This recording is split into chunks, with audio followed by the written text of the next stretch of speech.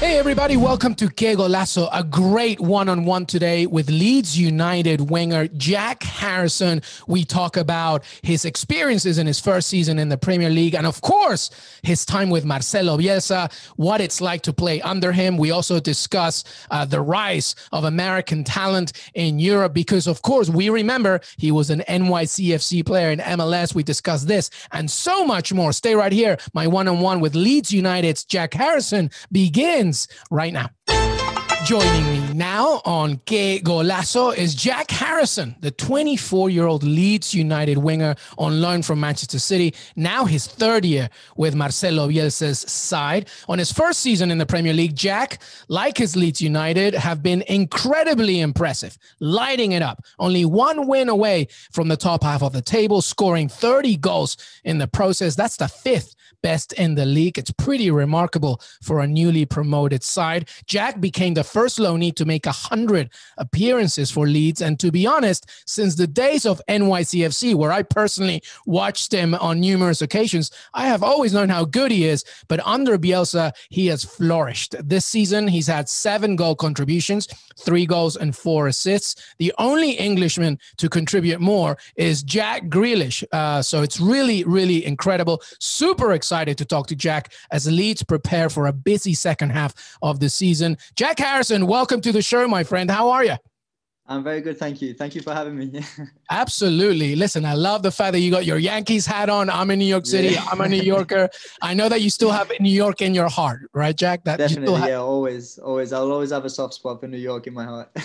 I love it. And we're going to get into that for sure. But Jack, first off, how are you? How has this season been for you? It's been tough, obviously, COVID related, just a stop and start situation, just overall, not just because of it's a marathon season for the Premier League and the fact that it's your first season in the Premier League. How has it been for you? It's been a bit of a roller coaster, to be honest. There's been, a lot of ups the way we started the season. Obviously, a lot of hype around Leeds and our style of play, and then we went through, a little bit of a rough patch where we didn't win too many games. We lost 2 games for 1, and everyone was saying how bad we were. And then we just ended up coming back up on the rise again and started to play our football. So it's all part of the game, really. But no, it's been a great first year. I've definitely learned a lot being part of the Premiership. I'm just enjoying it so far, and I'm hoping to continue the success that we've been having, and hopefully we can continue to do well and finish the season well. Yeah, absolutely. Listen, as of right now, as we're talking, of course, the news breaking out that, more clubs are being affected by COVID. Aston Villa, my Aston Villa, I'm a lifelong Villa fan, so I apologize for that, Jack, ahead of our conversation. But my Villa right now in isolation, Newcastle before that. How are you guys taking care of yourselves? I presume that it's also very strict, regimentally speaking, from a club perspective for you, the squad and the staff. Yeah, it's been very different in terms of how we run things throughout the facility, and everyone has split up into different changing rooms now. There's only 4 or 5 people in each changing room. We get tested twice a week. There's a lot of different rules and regulations about how far you can be away from each other, and certain exercises you have to do, more than 2 meters away. So there's been a lot of different changes throughout the training ground, but at the end of the day, I think our style of training kind of fits around the protocols and all these regulations and stuff. So it hasn't really affected our training as much because we always train in small groups anyway. So we've been able to continue working as normal, and yeah, we're just playing the games as normal too. It's a little bit strange without the fans. Yeah, I think it would have been great coming into the Premier League with all the fans and stuff. We played at these amazing stadiums now, like Tottenham Stadium was unbelievable. Old Trafford, Anfield. It would have been great to have played there with all the fans and stuff. But I guess we'll just have to hopefully wait for that next year. Yeah, no, absolutely. And I'm sure you will. Actually, I was going to ask you next about your training. You mentioned you do it in small numbers and stuff. I'm very intrigued to see how does it work under somebody I admire a lot. I'm not the only one. And Marcelo Bielsa, just how he manages a training session. How is it working with him in such a hectic type of style? Is it just as hectic in training, or is it a little calmer? What's it like? It depends. We have, I'm sure you've read about it in the news, and after being an admirer of Marcelo, you know about his murder ball sessions that we call them. So these sessions are quite hectic. There's a lot of shouting, a lot of running about, and it's physically enduring. Whereas we have these other training sessions which are not as physically enduring. You have to do a lot of sprints still, and it's just a bit more calmer. But a lot of the training sessions that we do are very specific. Our passing patterns that we do, they have to be done in a certain way. The certain movements that we have to do, how the rotation of the ball, it can't go sideways. It has to go forwards, and just the amount of detail that Marcelo goes into is incredible. And I think this is the reason, well, not one of the reasons why a lot of these managers and yourself around the world, they all admire his work and his methodology. Yeah, absolutely. It's about the details, the fact that he's just so intricate with absolutely everything. And I love the fact that he lives and dies by it, and every player under him, follows along. Listen, how's your Spanish? Is it good? Is there a Spanglish situation? Does Bielsa talk a little bit more English? How is it? Because also, we're going to talk about it. You're New York, you play with David Villa. You obviously know the Latino essence. How is it? It's getting a little bit better. I studied Spanish in school for a little bit, so I know how to formulate sentences and little things like that, and the past tense and future and all this. My girlfriend is actually Costa Rican as well, so I understand a lot of the Spanish. I think I get a bit shy when it comes to actually speaking the Spanish, but with Marcelo, he's been doing great. I think he's been taking English classes as well, so he tries to speak more and more English. In fact, a couple of weeks ago, he actually read one of the speeches in English for the first time, and that was incredible just to hear it from him and just to know that he's trying. So it's been good for me because I get to learn more Spanish. I understand a lot more now, but I think it's also good for him too to learn English and try to speak with us in English too. Yeah, absolutely. But you have a Costa Rican girlfriend, so you have enough to deal with. As a Peruvian and a fellow Latin American, trust me, you have enough to figure out. But don't be shy. Sigue practicando tu español, Jack. No quiero practicar. No quiero hablar. Next time lo hacemos en español, Jack, okay? Next time lo hacemos en español. Nos vemos. Maybe after a few drinks in the off-season. We'll... In the off-season, for sure. Okay, let me ask you something. In regards to your style, many question about its longevity, right? It's so exciting to watch, especially for the neutral, but is it sustainable? Especially in a marathon season during a pandemic. And a few weeks ago, you were like, listen, after the West Brom win, the destruction against West Brom, and you scored there, it's about, you said it's about continuing our style of play. We don't have to change for anyone or for any reason. That sounds like a mini Bielsa right there. Do you stand by that? Is that right? You just don't care who it is. It can be PSG or it can be Shrewsbury Town. It doesn't matter. You just go every single time. Yeah, I think this is, another reason why a lot of people admire him for how he works as well. It doesn't matter who we're playing against, if it's Liverpool or whoever. We're going to continue playing our intense, aggressive style of play. And we've seen this season at times, against these big six, they call them the big teams. We can take them by surprise. I think at Liverpool, everyone was really surprised by how well we did against them. We were able to score 3 goals against one of the best teams, or the team that won it the previous year as well, and against a team like Man City. Although I wasn't playing, but the team was able to continue that style of play and get a draw out of the game. And there's parts of the game where we actually we're controlling, we're dominating the game just with our style of play. I think there's still areas that we can improve on, but no, I stand by what I said 100%, and I'm sure Marcelo would agree as well. Is it doesn't matter who we're playing against, we have to continue our style of play and continue doing what we know has been best for us and what's worked for us and what's gotten us to where we are today, which is the Premier League. So there's something that we're doing right, and we have to continue doing that. Yeah, you live and die by it, and I think that's what makes everybody so impressed and admire not just Bielsa but you and the team. So it's good to stay, and you don't see it right often. This like stubborn way of saying we don't care who you are, we're just going to keep going. All right, yeah, go ahead.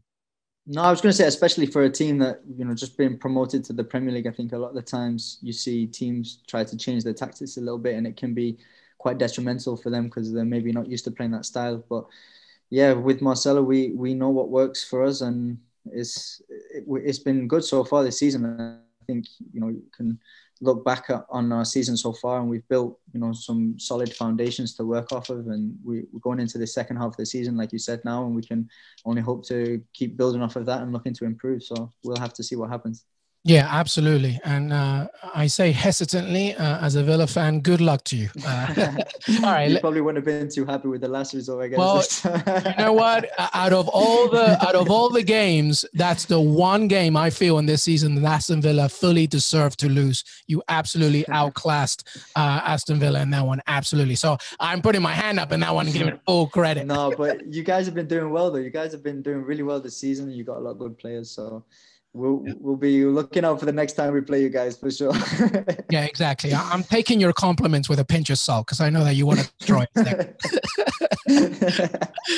All right, let's switch gears just for a second. I want to talk about New York City, NYCFC. I want to talk about MLS because obviously you began with Wake Forest and then you were drafted. And what was it like for you playing in the league? What was it like working under Vieira, playing with all those legendary players like David Villa, we just talked about, Lampard, Andrea Pirlo? What was your experience like? It was literally a dream come true for me. I think I've been in the US and knowing a little bit about the MLS and everything.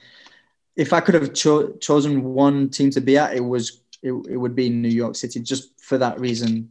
The amount of class that they have on that team, working with Patrick Vieira, having the affiliation with Man City, all of these things put together, and the style of play and everything was just, it was somewhere where I wanted to be. So although when I got drafted, I was happy to go to Chicago originally, and do my best there. Who knows what could have happened, but I think deep down in my heart, New York is where I always wanted to be after being around for so long, playing with Manhattan Soccer Club and Black Rock, and being part of Berkshire School, all based around New York City. It was somewhere where I always wanted to be and felt that it was like my second home there. So all of those attributes put together, it's just, a dream come true for me. I couldn't have asked for anything better. What do you miss about New York? Is there a spot that you used to go to? Maybe the food, because I'm sure Yorkshire's pizza is not as good. The pizza is nowhere near as good. I can tell you that right now. I think food has got to be one of the things I miss. I love my food, and I'm sure whilst we're here at Leeds, we have weight targets and stuff, so I have to be really careful about what I eat and stuff. But no, definitely the food. I think just the overall vibes in Manhattan. I think it's just it's hard to explain, but it's just a different way of living, and I always enjoyed the energy that I got from just being around the people there. For me, the New Yorkers were so nice to me. Everyone says New Yorkers, like they're so rude and this, that, and the other, but they were always really nice to me. So I was really grateful to have that opportunity and be there and just experience such a great city. Yeah, well, we're very nice until you don't play well. If you don't play well, then... But like I said, you have a Latin American girlfriend, so you know how to stand up for yourself. So it's fine. Don't worry. Listen, sometimes it works, sometimes it doesn't. So you just gotta, like you said, take it with a pinch of salt and continue going. Exactly, my friend. Listen, what's really funny is like Pirlo now managing Juventus, Lampard with Chelsea, both of you, your former teammates, saying I remember them saying great things about you. Is it weird seeing them in charge of these teams? Do you still stay in touch? Does it maybe when you play Chelsea or even maybe in the future Juventus, I guess you still keep that relationship, right? Yeah, definitely. I think I probably keep in contact with Frank the most. I think it's easiest just being here in England and, having that affiliation. We're always close when we're in New York as well. So yeah, it's nice to see him obviously, doing so well these last couple of years with Chelsea. And I think whenever we do try and whenever I come against Frank, I always want to do well just to kind of prove a point to him. Although last game I didn't do too well against Chelsea, but I'm hoping to redeem myself the next time we play them. But yeah, I keep in contact with him and David, probably maybe Andrea, not so much, but it's always nice to see these guys where they are now, because they always have, you know, that right mentality. Even in New York, they could have easily just, you know, took it as a retirement league, as everyone calls it, and just kind of relaxed a little bit towards the end of their careers. But they were always pushing themselves even then, and that's something that I always admired about them, is they still had the right attitude and mentality to be part of that team. So it's no surprise that they are where they are now and doing well. So I think once you have it in you, you always have that drive to keep on being better and, you know, keep pushing yourself to the limits. And yeah, something that I always admired about them. Yeah, absolutely. And they admire that about you. Listen, our time is nearly up. I have a few more questions and then we'll be done. Because one thing that I want to ask you is you know the experience in MLS and the United States so well. It's no surprise to anyone just how well all these young American players are doing. Pulisic at Chelsea, McKennie at Juventus, Zach Steffen doing well at your parent club, Manchester City. They're everywhere. Gio Reyna at Dortmund. Obviously. Right, exactly. You know all these players. How do you feel about the United States men's national team as they look ahead to 2021 and then a push for obviously Qatar and later on 2026? They're growing. What do you think of it? Yeah, it's definitely growing. I think all the players that you just listed, I think they're all great talents, and they're now coming across here to Europe and playing in the best leagues in the world and continuing to show their talent and being successful as well. So the future is looking bright for the US. I think not only the national team, but MLS as a league is also growing and improving each year as well. So it's exciting times for kind of American soccer, I guess. So. They don't mind saying football. It's okay. You can say soccer. No, it's because I get a lot of stick here. Everyone gives me stick if I call it soccer. Oh, that's right. Do you do that mistake sometimes? Do you sometimes say soccer and then they make fun of you?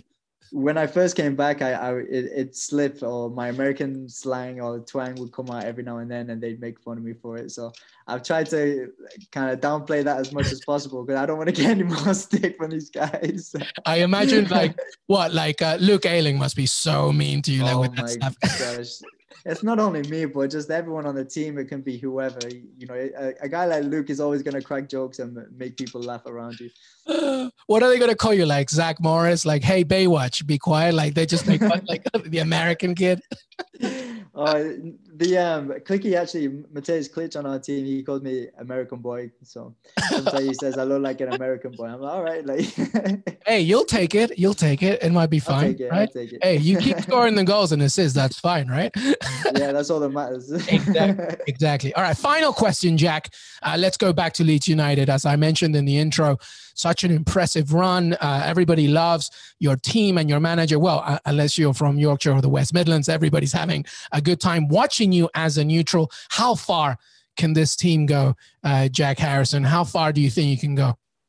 I think we have to have high aspirations as a club, and there's no reason why we shouldn't have those. I think we've shown as a team glimpses of what we're capable of. It's just about being consistent with that, and you know, like you said before, making it last throughout a long, enduring season. I think the first year Marcelo came, it was difficult for everyone. It took everybody by surprise, and we weren't sure what to expect. But the following years, we've been able to mentally and physically prepare ourselves, and we know what's coming, we know what to expect, and we've found ways to make it last for the season too. So hopefully we can do that again this year.